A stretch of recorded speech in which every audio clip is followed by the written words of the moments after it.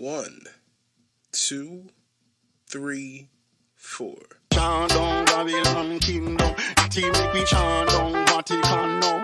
Bang bling bling, chant down Babylon kingdom, team make me chant down Vatican now. Chant down Babylon kingdom, team make me chant down Vatican now. Bang bling bling, chant down Babylon kingdom, team make me chant down Vatican now. What up, y'all? It's Babylon 5 Podcast. It's your boy, Jermaine Event. How you guys doing? This is episode 132. Buckle My Shoe. That's the name of this episode. Buckle My Shoe. It's nothing significant. It's just episode 132. Buckle My Shoe. These names mean nothing to anyone. So that's that's the name of this episode. Welcome to the Babylon 5 Podcast. Well, thank you for being here again. Welcome if it's your first time. Pardon me. Thank you for being here.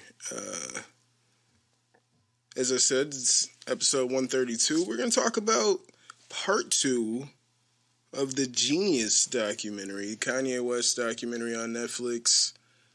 Part 2 came out. It was pretty cool. Going to talk about that. Pretty interesting moments.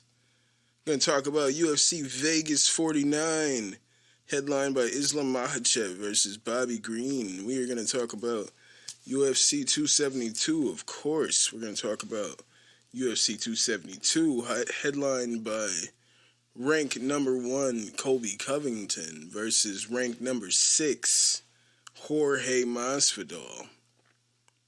So, yeah, we're going to talk about that, ladies and gentlemen. We're going to talk about that.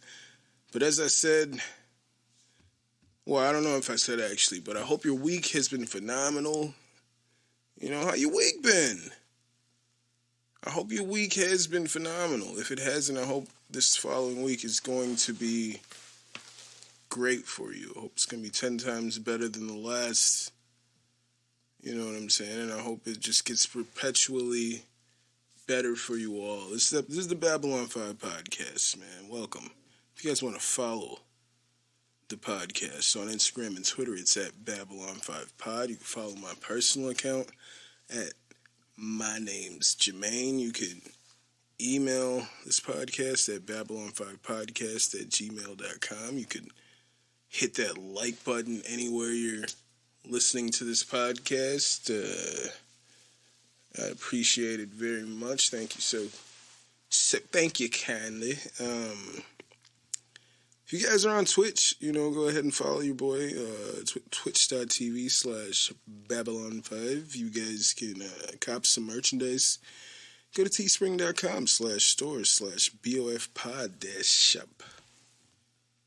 And head on over to patreon.com/Babylon5Pod to be my patron.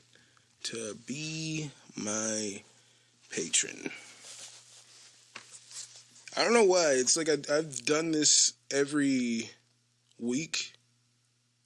I do it every Sunday. Every Sunday for the past, 2.5 years. You know? For the past 2.5 years I've been recording. I think there's been a Saturday in there. If there was no fights or anything going on, and I was able to record early. But I don't know why. Every time I come in here, it feels like, I don't know, like I haven't done it in so long. I don't know why that is. But, anywho, it just feels good to be back. You know what I'm saying? I've always thought about, honestly, because this is, you know, as you all should know, this is a once-a-week podcast. I've thought about doing a Wednesday or maybe a Thursday, releasing one on Thursday, doing a Monday and Thursday release. So we'll record on Wednesday night and release on Thursday. I've mulled that over. But that's just like, I don't know. I'm still working on music, you know, and I still intend to, like, always do that. I guess I gotta just figure out how to put that all in my schedule, like, to do all that, because I would like to podcast even more than I have been. I've had people reach out and they've tried to, like, come on this podcast, but that's not really how I be doing things here. I wish there was an avenue where I did talk to niggas. Like, the Thursday drops could be something where I legit just be babbling with niggas. You know what I'm saying? That's what the Thursday drops could be. But that's just how I feel.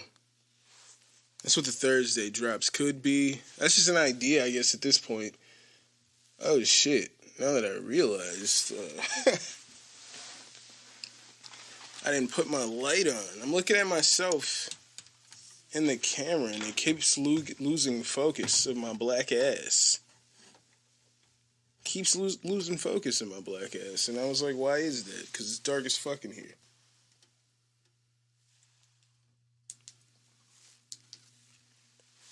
There we go. There we go. Now you can see some color in there. You can see some... It's not dark as fuck in here. Maybe that's what it was. Maybe that's what it was. Maybe it's because it's late as fuck. Your boy's been working all day. It was a pretty busy day at work, but whatever. Pretty busy day. So Jeen-Yuhs Part 2, Kanye West, the second part of this Jeen-Yuhs trilogy on Netflix, man. It's pretty amazing footage. You know, this guy had the hindsight, or the foresight, not the hindsight. He had the foresight to see that it would pay off to follow this man. This is before he got his record deal. He's following Kanye West around, just everywhere, to his mom's house, while he's storming Rockefeller offices, apparently repeatedly. Like, you only see it once in the documentary, but apparently he's done that hundreds of times with the same songs, going to office, rapping the same song to people. Like, he's with the cameras. He's done that a bunch of times, apparently. I guess he just wanted the perfect take, what he felt like was the best reaction for it. But part 2, they got the recording of the song Slow Jams. You see how that comes together. I've seen a video of Jamie Foxx tell his version of how he was going at Slow Jams originally. And Kanye West, according to him, was like, nah, don't do that. But when you watch the video, Kanye doesn't, like, just shut him down like that. Like, nah, don't do that. He's just like, they're just building on it. He's just like, no, get more like of a vibe into it, and it becomes what it is. It becomes the masterpiece that we know it to be, that we all know it to be. So that shit gave me chills watching them just vibe and create slow jams. Like, that was fire as fuck. Luda recorded Breathe In, Breathe Out. They had footage of that. He was in and out of the studio. It was funny because he's like, because, you know, nobody really knows. This is before before Kanye West's album came out. And Ludacris is saying things like, wow, man, he really surprised me. Like, he's not just a good producer. Like, I'm telling you guys, like, I vouch for him. And it's like Ludacris is saying he vouches for Kanye West. Like, that shit right now sounds wild. Ludacris is vouching for Kanye West as a rapper. Listen to that. I was like, yeah, that's some wild ass footage. But it was like he ran in and he did his thing, man.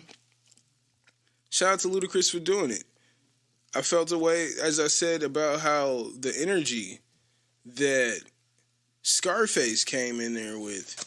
That's not the energy Luda came in when they were with. Luda came in there, was like a nice dude, humble, recorded the shit, gave props to Kanye in front of this camera that you clearly see right here, made it look cool, so that if maybe fucking 20 years down the line this is used in a documentary, you don't come off like a fucking dick.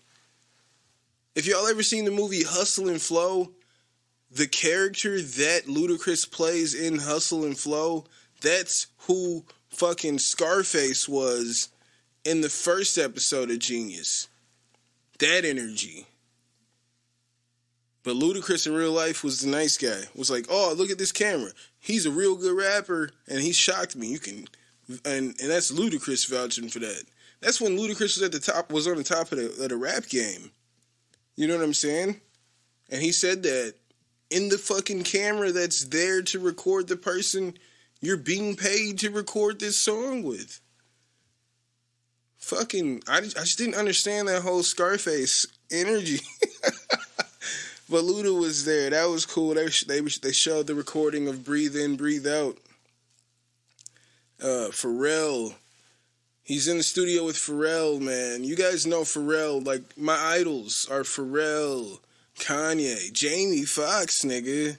Like, all these niggas. Like, Jamie Foxx is, I think, one of the most talented people around. Like, his stand-up comedy is fucking great. He's a dope actor. His music's dope. Like, he can pretty much do everything, man. Like, he's pretty dope. But yeah, so he's in the studio with Pharrell, and Pharrell is just like blown away by Kanye West. He's like running out of, he hears Through the Wire, he's blown away, runs out of the studio, he comes back in, he's tripping about that, and then I think he spits, maybe Family Business or something. He spits, no, he played maybe Jesus, he played something else, possibly Jesus Walks, but, Pharrell was like, damn, you're already my favorite rapper, and I've only heard 2 songs. Like, Pharrell already knew. Pharrell was like, he was like, you're gonna make it, all right? And he was like, I can see that you won't become complacent in the music industry.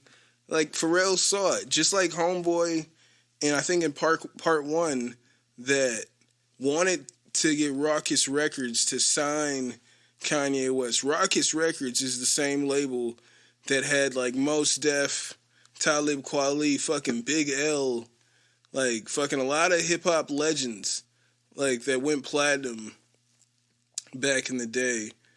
Shout out to the Rory and Maul podcast for educating me on that. But, like, the dude who wanted the A&R that was trying to sign Kanye was like, yo, you know what I'm saying? Like, you got this sense of fashion. I think you could branch off and start with your own, like, fashion design, your own fashion line, your own clothing line or whatever. Like, and he was like, he planned out, like, what Kanye would ultimately do. Like, anyway, he saw it all for Kanye. And he was like, I just got to convince them to, like, sign you. But he couldn't do it. So shout out to that dude, man. Shout out to Pharrell, who saw this and was like, yo, you're going to make it, man. Just keep that same attitude, that same hunger.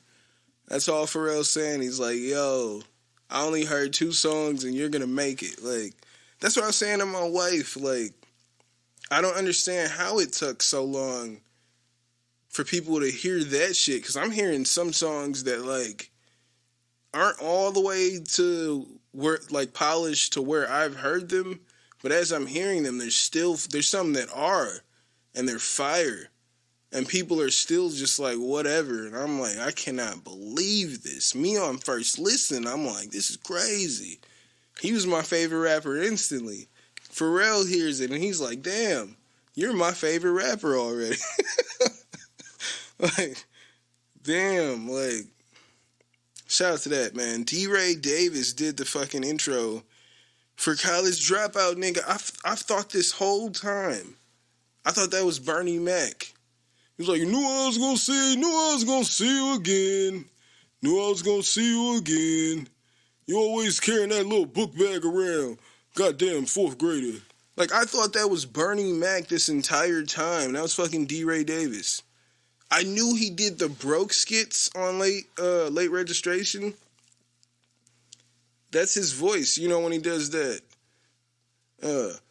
I walked in the house and I found new shoes. Kanye, would you like to walk forward and explain these new shoes? Like, that's straight up D-Ray. I knew that all that was D-Ray. But those school, like, Kanye, could you do something for the kids? Something that the kids could sing? Like, I'm like, why the fuck did he do that Bernie Mac ass voice? I had no idea that was D-Ray that fucking did it. But I don't know, yo. I'm still fucking inspired every time I watch this shit. I didn't know who half these people were. The guy from Never Let You Down, Jay Ivy, dude, I know that verse. That's probably one of my favorite verses. And then they showed this dude recording, and I was like, dude, I've never seen this person before. We all here for a reason on a particular path. You don't need a curriculum to know that you're a part of the math. Dude, like, that verse is so fucking crazy. And I've just, it gives me chills when I recite that shit. And I was like, dude, I've never even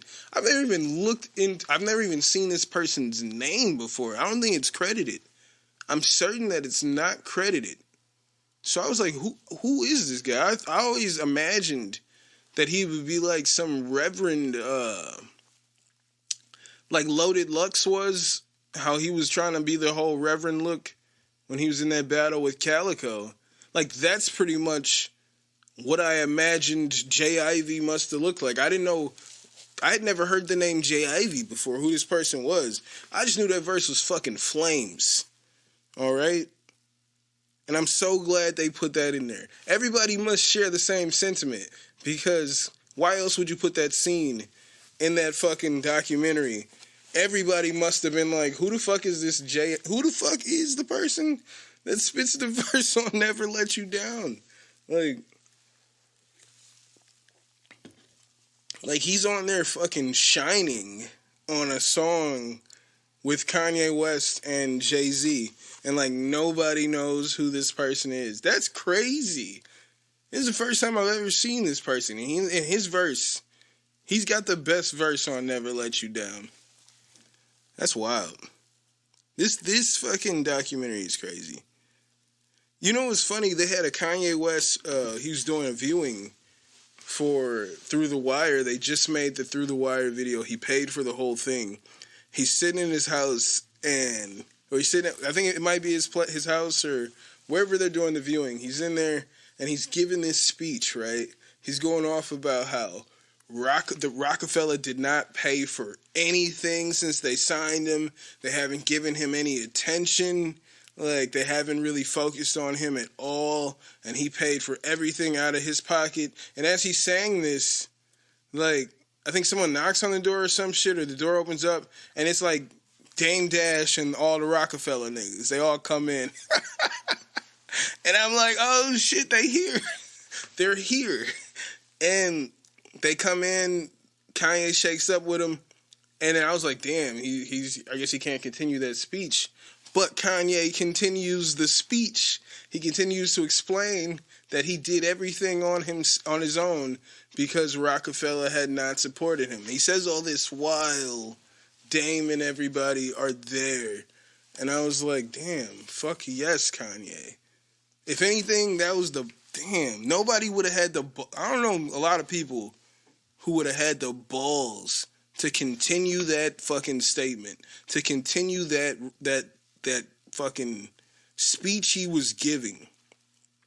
Once pretty much the people he was speaking out against walked into the room.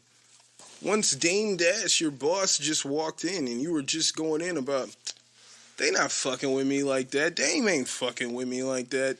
Knock, knock, knock. It's Dame. Oh, what up, Dame? Come in. All right, now that y'all are here, as I was saying, this nigga right here has not chipped in for my album. They have not opened my album budget. This nigga right here is refusing to put my album out. That's literally how this shit was going. I was like, damn, okay, Kanye. And that's why he is where he is right now. You know? I was like, God damn, Kanye. All right. Damn. You know, a very interesting quote Kanye said. He was talking about the Grammys. And they were saying, like, they're asking him about winning. And he was like, the most important thing to him is to just, like, he just wants a chance to speak. And he says, even if I lost, give me a chance to speak. That's before all this shit happened. Nigga said, even if I lost, give me a chance to speak. Y'all just gotta know who this man is, where this man is coming from. Even if I lost, give me a chance to speak. Instantly, I'm hearing, I'm gonna let you finish, but Beyonce had the best video of all time. Even if I lost, give me the chance to speak. You know, the most beautiful thing of these documentary is just seeing how supportive Donda is of Kanye. Donda is at every event, like in full support, the loudest one in the room. And after the show, she's like, it's so amazing when you did this, because you came out dressed like this, and then you were saying that, and then you did a rap and flipped it on him like that. Like, that shit was crazy to me. Mind-blowing. Never seen anything like it. Never seen family with like so supportive, nigga. It was fucking beautiful to see, man. It's beautiful to see. She really was his best friend. She was his number one fan. It's insane to see the videos of them together, of Kanye and his mom. She was definitely his number one fan. She was there for everything, man. They got the video of Kanye and his Grammy speech, man. It's very moving, man. People forget, man. Y'all gotta watch this documentary, man. Like, I know Kanye made it into a skit, I miss the old Kanye, and it's kind of a joke at this point. But go back and watch that documentary, you're gonna be like, damn, that's who he was? He was like that? Yeah, I miss the old Kanye. You know what I'm saying? Like, fuck. And it's still that Kanye there, but he definitely lost himself. He lost himself, like, somewhere. Right now, he's lost. I don't know, but go back and watch these. Go watch this documentary, because, like, the Grammy speech is crazy. I just feel like part 3 is, like, automatically going to be amazing. Yeah, so I'm excited for that. That comes out on Wednesday, so yeah. Definitely going to talk about that next week. So I'll keep you guys posted. If you guys check it out, let me know what you guys think about Genius, the Kanye West trilogy. That nigga apparently just dropped an album, but you got to buy his stem player. It's a $200 stem player that kind of looks just like this shirt. And $200, and it's pretty cool technology. I was trying to explain it to my wife, but I couldn't. It's like you let's say you have all the stems from that album, all the stems from my album, all the stems from this nigga album, all the stems from that nigga album, and you just put all this shit on the fucking thing. Now I'm splicing Good Kid, Mad City with Britney Spears and Eminem, like, right here in the stem player. If you got the stems, if you got the raw tracks, you got the vocals. Now you got that's what the stems are, the vocals. Every track of you got the drums. I'm going to take the drums from over here and put them, like, you know what I'm saying? Like, that's the shit you could do with the stem player. That's fucking cool technology, if you know how to use it. I saw somebody fuck around with it, a video, and it's fucking cool. It's pretty fucking cool. Like, if somebody was dope at that, that'd be a real, you know how niggas be DJing and shit? Like a controllerist or whatever. That's what that would be if you got that stem player. and you just hooked that shit up and knew what the fuck you were doing, like really, and just fucking splicing in different drums and shit from over here with different vocals from over here with this nigga, that nigga over there. That shit'd be fire. I go see that. Cause with the stems, nigga, it's infinite. The fucking capability of like just the mashups. It's pretty crazy. So shout out to Kanye for that. He dropped Donda too, apparently. With that, he had a listening party. And yeah. I don't know if I'm gonna buy the stem player, but it is what it is. I don't know. I'll hear the album eventually. I mean, they gonna put it on Tidal at some point. And I'll get it as soon as they put it on Tidal. So we just had UFC Vegas 49, headlined by Islam Makhachev versus Bobby Green.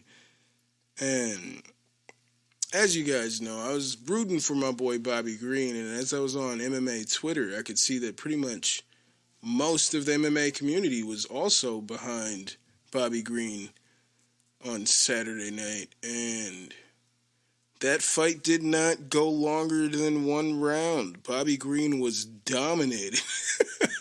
Absolutely dominated by Islam Makhachev in the very first round, finished by TKO. I watched the Weasel break it down, and it was interesting because I saw some interviews with Bobby Green, and he kept saying, like, yo, he's just really strong.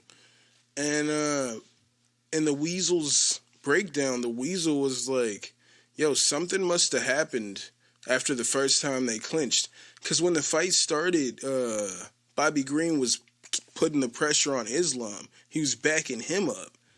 And then they clinched up, like, briefly.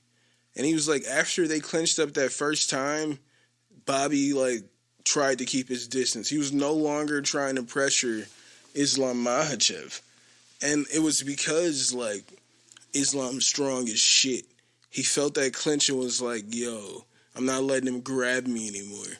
And from that point, he was in Islam Makhachev's game, and it was only a matter of time before that fight was over. Thankfully, Herb Dean stopped the fight before any crazy damage like happened, because there was nothing. He was just like fully mounted, could not get out of that position, and he's just raining down blows. It's the very first round. It's the very first round, and he's got like almost 2 minutes left to go, and he's got you in a very compromised position. Thankfully, Herb Dean stepped in and stopped that fight when he did, because it could have got a lot worse for Bobby. He could not defend himself. As he said, he's just super strong. He said when he got into that mount, he tried to turn out of it, but he was just so strong, he could not move. He could not get out of that position. That's how fucking strong he is in his fucking grappling. I've just heard this man is just insanely strong. And, yeah. And it was there. Dana White says that Islam Makhachev is going to get the next title fight. I mean, I guess there's nobody else. He didn't really fight anyone ranked. Well, he beat Dan Hooker. He dominated Dan Hooker. So, and I said last week, like, I called him Bobby Hooker last week, but I said last week he beat Dan Hooker and in a very dominating fashion. And I was like, isn't Bobby Green a step down? And it's like he dominated in just the same way. So why not send him to whoever wins between Charles Oliveira, Justin Gaethje? Spoiler alert, it's Charles Oliveira to retain. And still, I'd like to see that fight, though. Charles Oliveira versus Islam Makhachev. I'd be pretty excited to see that. Also, another guy I'd like to see fight Islam Makhachev in the future. Earlier on the card, you had Arman Tsarukyan.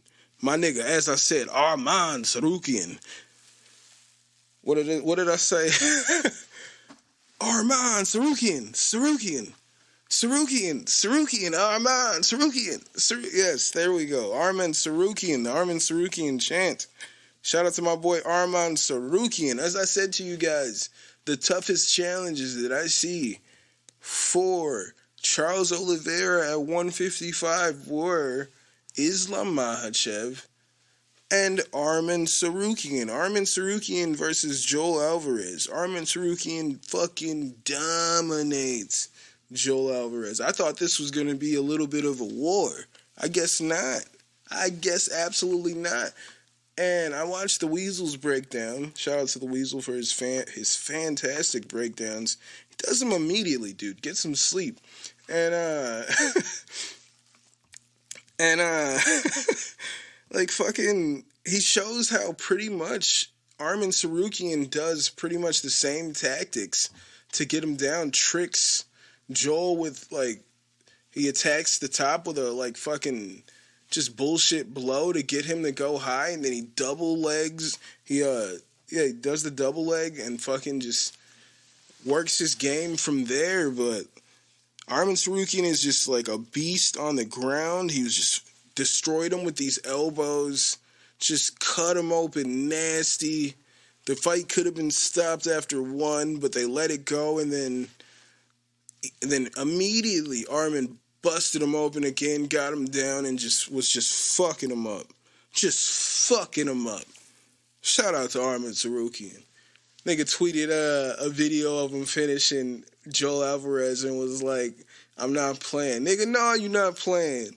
What the fuck we talking about here, nigga? This is some real shit. This nigga like 27, built like a fucking tank. How?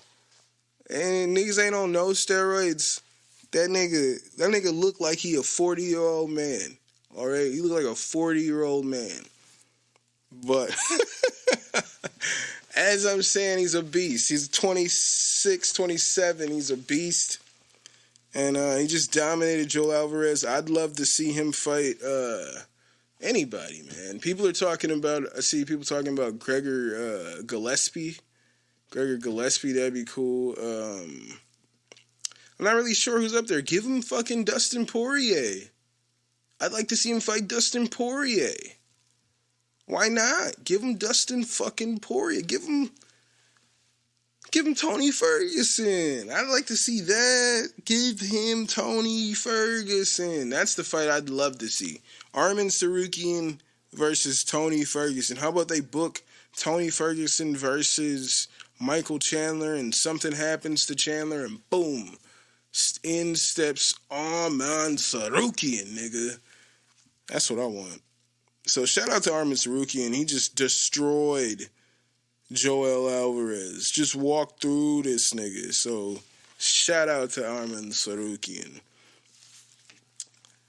Next week, ladies and gentlemen, as you guys know, is UFC 272, headlined by Colby Covington versus Jorge Masvidal.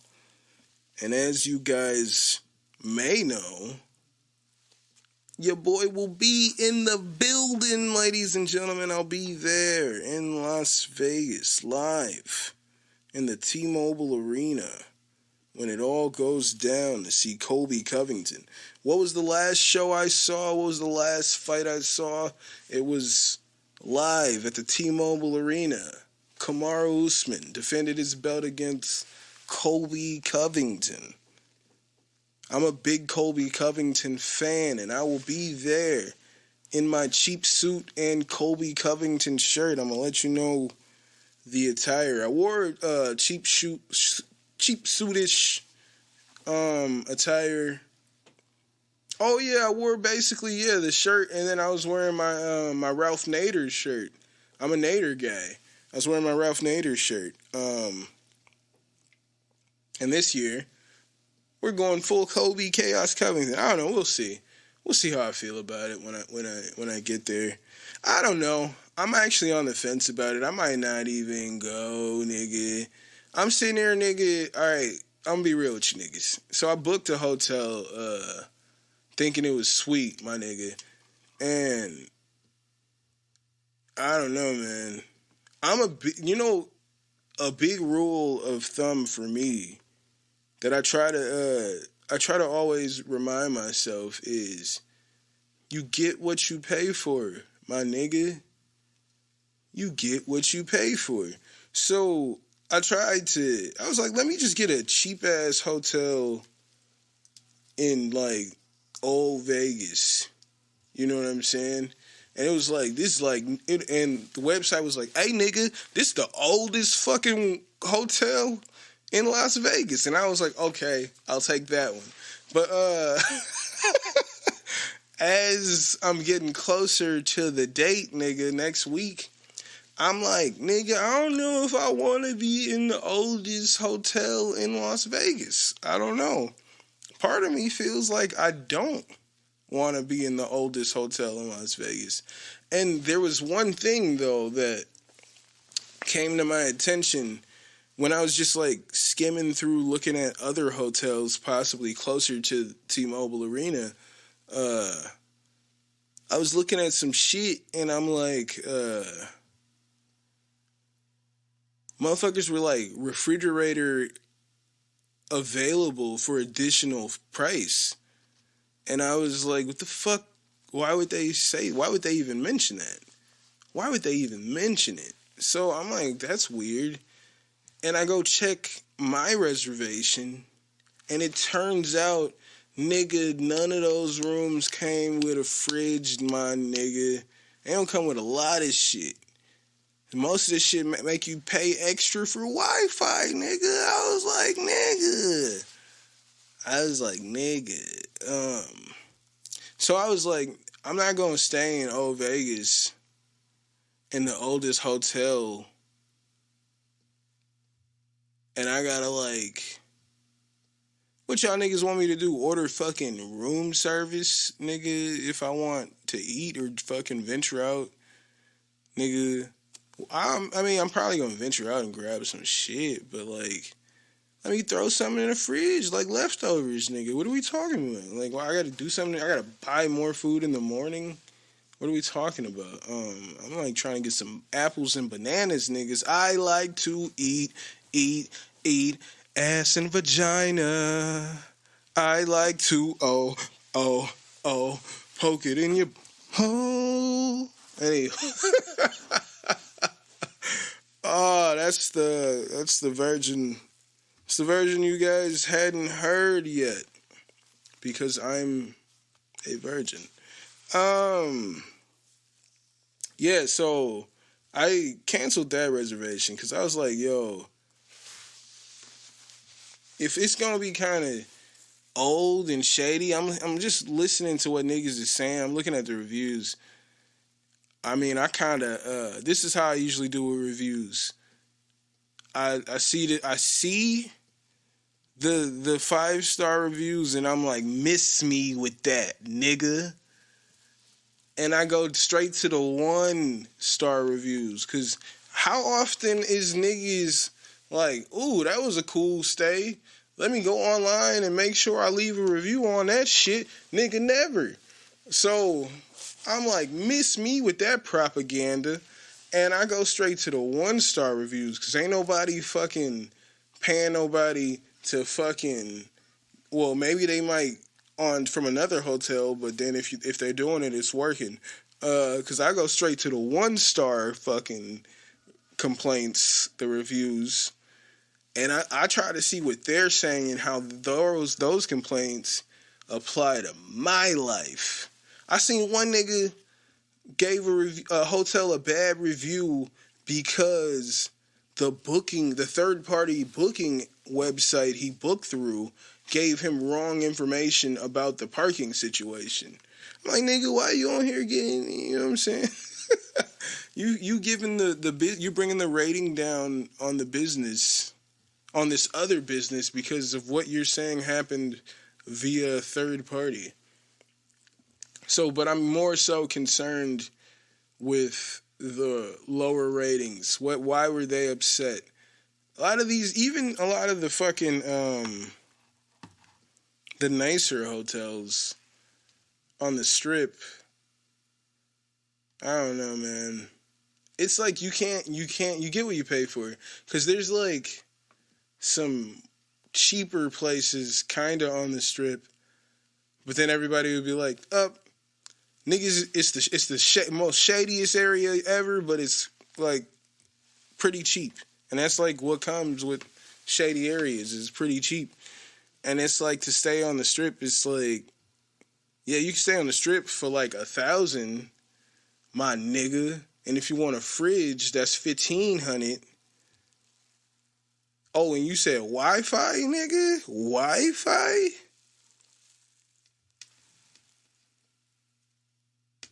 You just sign over your soul at that point. And you know, niggas need that Wi-Fi. Niggas need that Wi-Fi. Do you? I don't know. I don't really make phone calls like that. I know you probably said, nigga, did you say make phone calls? I mean, I don't really be using my phone like that. I mean, I guess, yeah, I'd be listening. I mean, I have cell phone service. I get data from my cell phone service. Do I really need Wi-Fi? I don't know if I'm going to be... Even if I'm on my laptop, I'm going to be just making beats or, like, just trying to come up with ideas for things, just working on music. So, I don't know, we'll see, but I'd rather just, I do intend to be there on Saturday. I got the ticket, flight, everything is ready to go, except I currently don't know where I'm staying. I'll let you guys know about that, like what happens next week. But yeah, I just currently don't know where I'm going to choose to stay. I was low-key looking at the Trump Tower. Trump Tower is kind of exactly everything I need it to be. It's low-key perfect location for your boy. And the rooms look nice, nigga. They got stoves, they got fridges, nigga. It's nice over there at the Trump Tower. At the Trump Hotel, nigga. They seem to be doing something nice over there. I don't know. That might be the move. I don't know. We gonna see. Or I don't know. We'll see. Because it seemed like yesterday I was looking at a map of hotels on the strip and shit closer to where I was trying to go, and nigga, the prices kept fluctuating. Like 1 second it'd go down $10 and then bounce back up another $10 and then go back down. It just kept fluctuating in my face, and I was like, what is this? What is this fucking witchcraft? What is this witchcraft? So, we'll see what happens. I'm going to wait until the last minute to book something, because that's the best way to do things, right? I'm going to wait to the very last minute to book my hotel for the vacation that I'm taking. And it's vacation. It's kind of vacation, nigga. I want to see fights. I want to see these fights. Well, I mean, as I originally planned it, to go, the fights that were announced were Aljamain Sterling versus Petr Yan and Max Holloway versus Alexander Volkanovski 3. Those were the fights that I took off work for. But those fights aren't happening. Those fights aren't happening. Instead, we're getting Colby Covington versus Jorge Masvidal. The grudge match, ladies and gentlemen. The former best friends, depending on who you ask, apparently. Depending on who you ask. Masvidal has had a new story for what has happened, why they aren't friends anymore. It's really interesting. First, he said Colby sold him out on social media and said that he sold him out to get followers, and said that if that's something he would do, that they were never really friends. That's what Masvidal used to say initially. Then the story changed, and he said Colby stiffed his coach on a payout from his fight with RDA when he won the interim championship. Said Colby never paid his coach, and he took that personally. And he was like, and that's what caused the rift. I don't know how that story suddenly just became a thing, because beforehand, it was like, nope, he sold me out on social media. Now he doesn't talk about that narrative anymore. But he's just like, originally, if you guys like go back, that's why he said the issue was that he sold me out on social media. So if he would do that, then we were never really friends anymore. Now, I just saw an interview where they were asking about the friendship between Masvidal. They were like, Kobe used to call you his best friend, but I've never heard you call him your best friend. And he was like, nah, man, I never really trusted that dude. I knew to just like be cautious of him. He was like, all these people would send me messages and tell me about him. So like, even though I let him live in my house and I did all these things for him and blah, blah, blah, like they're showing pictures of these niggas dressed in these goofy ass shirts, going to discotheques. These niggas did everything together. He was like, but everybody was like sending me messages about him and letting me know about him. So I never really like trusted him and saw him as a friend. I just like had him there like as someone who could like help me while I was helping him out. And I'm like, nigga, you're saying you guys were never friends now? Like, this makes absolutely no sense. Like, no sense. Meanwhile, Kobe has all Kobe's ever said was like, after he beat RDA and became the interim champion, Masvidal became distant and then like didn't want to work with him. He started hating on him because he was becoming more of a star in the UFC than he was. That's the only story Kobe has ever said.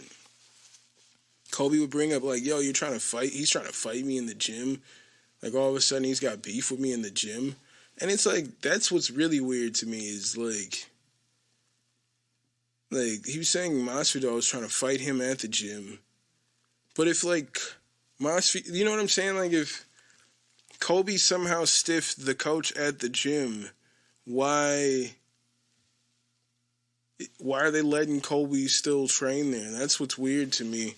But they eventually kicked both of those guys out of the gym. I didn't know that before. They eventually kicked them both out, and then they let Jorge come back. Kobe ended up going to MMA Masters, as we all know, and I see this fight as absolute domination by Colby Covington. I do see the similarities in the striking. I didn't know that they had like the same striking coach, like Jorge's striking coach. He introduced Kobe to that striking coach, and that striking coach actually is the guy that they're saying that Kobe never paid, according to Jorge. So when I was watching them spar and they were showing it, or watching them just like throw strikes and watching them train, I was like, damn, there's the knee, there's that. I was like, damn, they do kind of do the same shit. I didn't even see it at first, man. But, like, they do kind of do the same shit when they strike. Or at least they used to. Kobe's different now. He's a little bit different. But, yeah, I got Kobe dominating that fight. And I will be happy to be there live to see it.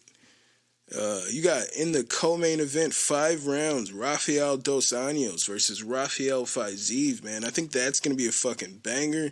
If Dos Anjos is able to take Fiziev down and hold him down, or maybe get him up against that fence and grapple him and get him tired, then I'll go with RDA. But like, I think in the striking, there's a clear advantage for Fiziev, and I don't know. I think I'm gonna go with RDA in this one, but I definitely see some chances for Fiziev in here.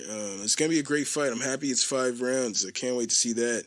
Edson Barbosa taking on Bryce Mitchell, man. Edson is the best underachieving fighter on the roster. He's right up there with Tim Elliott, in my opinion. And I don't mean in an insulting way. I mean that these guys are phenomenal fighters, but they haven't become champions. They haven't hit that pinnacle, but for whatever reason. But they're fucking phenomenal fighters. But for this fight here, I think the grappling is just going to be a little bit too much for Edson. So I'm going to go with Bryce Mitchell. But I'm going to root for Edson to win the fight.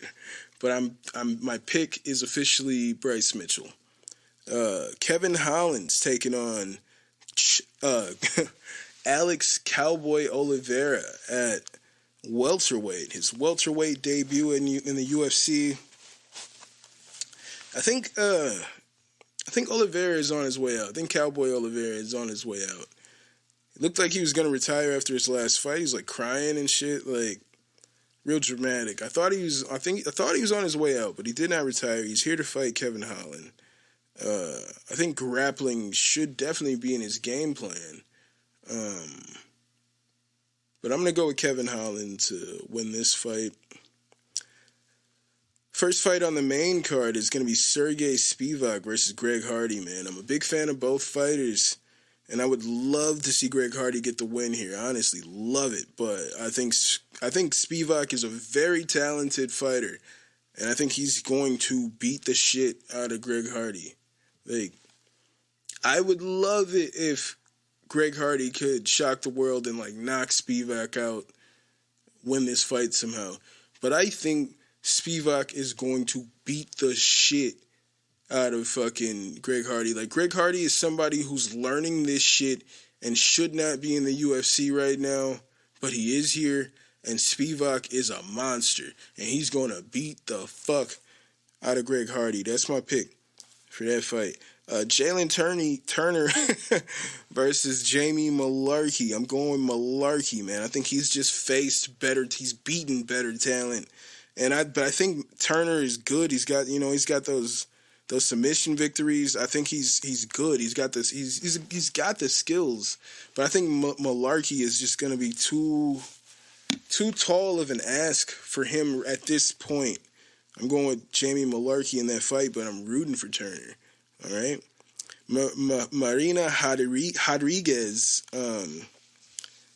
Marina Rodriguez versus Yan Zhaonan. I'm going Marina here. I just think she's the better fighter. I think she's going to win this fight.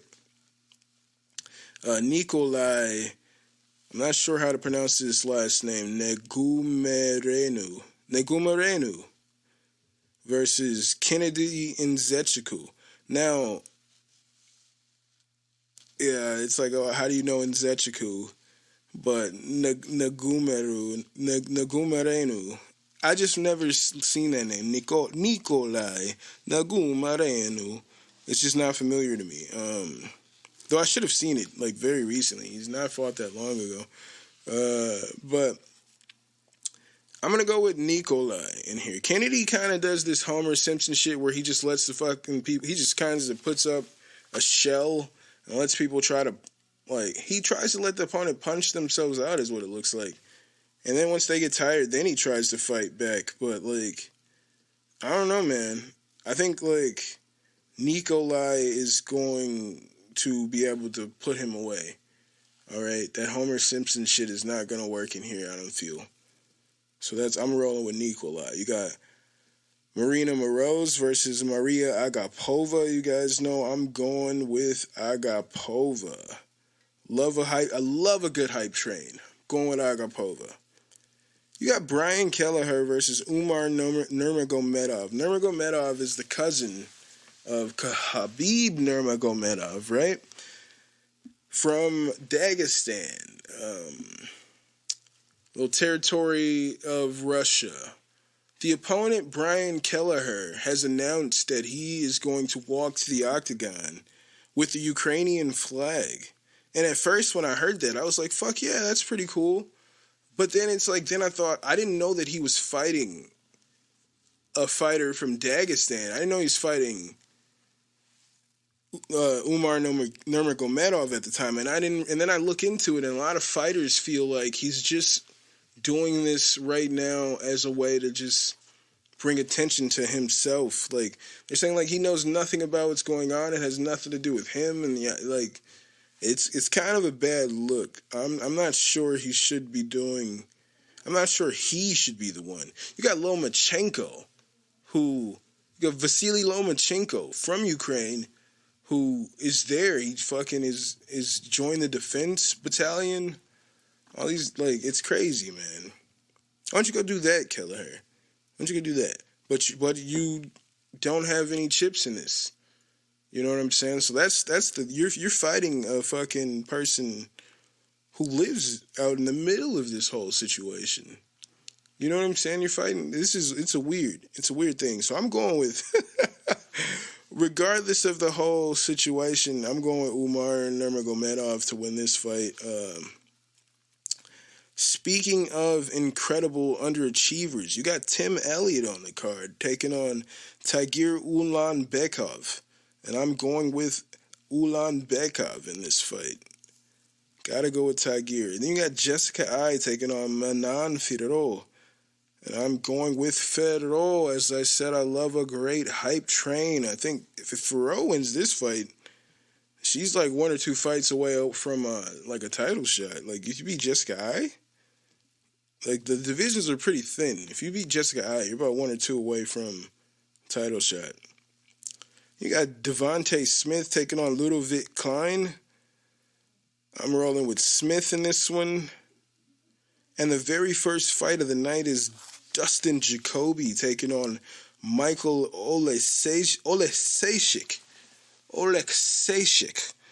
And I don't even fucking know. That fight is a banger, all right? That's a banger to start off the card. I don't know who wins that fight there, ladies and gentlemen, but it's going to be a tough fight, dude. I say Jacoby has faced the tougher competition, but Oleksiejczuk can fucking crack. All right, that's going to be a banger to start the card. If you're not in the building for that, if you have a ticket, and it's a shame. You guys don't understand.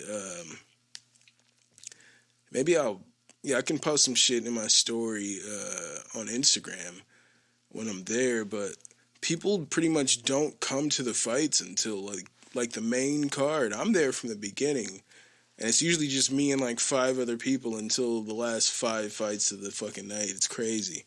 It is pretty crazy, but if you got tickets to this one, you probably want to be in the building for this very first fight because it's going to be a great one. It's going to be a great card from the get-go. That Devontae Smith, Ludovic Klein, these are some good fights, ladies and gentlemen. So you guys do not want to miss UFC 272. And I wouldn't miss it for the world, ladies and gentlemen. If you guys would like to follow this podcast on Instagram and Twitter, it's at Babylon5Pod. You can follow my personal account at my name's Jermaine. You can email this podcast at Babylon5podcast@gmail.com. You guys could hit that like button anywhere you're listening to this podcast. Why not, nigga? You made it this far. Go ahead and hit that like button. If you guys are on Twitch, go ahead and follow your boy at twitch.tv/Babylon5. If you guys want to go ahead and cop some merchandise, go to teespring.com/stores/Babylon. Or /B. I'll say that again. It's teespring.com/store/BOFpod-shop. And lastly, you guys can be my patrons by going to patreon.com/Babylon5Pod. Thank you guys so much for being here for another week. And, I don't know if you guys have any suggestions. As I said, I'm going to book this hotel at the last minute. If you guys have any suggestions for what I should do, just please reach out to your boy on what I should do. I usually always have done Airbnb everywhere I go. I've never done a hotel before, but I was like, let me just not do the Airbnb thing for whatever reason. But yeah, I don't know. We'll see what I do. Maybe you guys can reach out, let me know what you feel like is the best option for Las Vegas, ladies and gentlemen. But thank you guys so much for being here for episode 132. I'll let you guys know about the trip and everything next week. We'll talk about Genius Part 3 next week. I didn't talk about Love is Blind, but yeah, I didn't need to. Maybe I could next week, but we'll see. Anywho, thank you guys, as I said, for being here, and I hope you guys take care of yourselves and each other, and I'll see you when I see you. I'll holla. Chant down Babylon kingdom, team make we chant down Vatican now. Bang the ling, chant down Babylon kingdom, team make we chant down Vatican now. Chant down Babylon kingdom, team make we chant down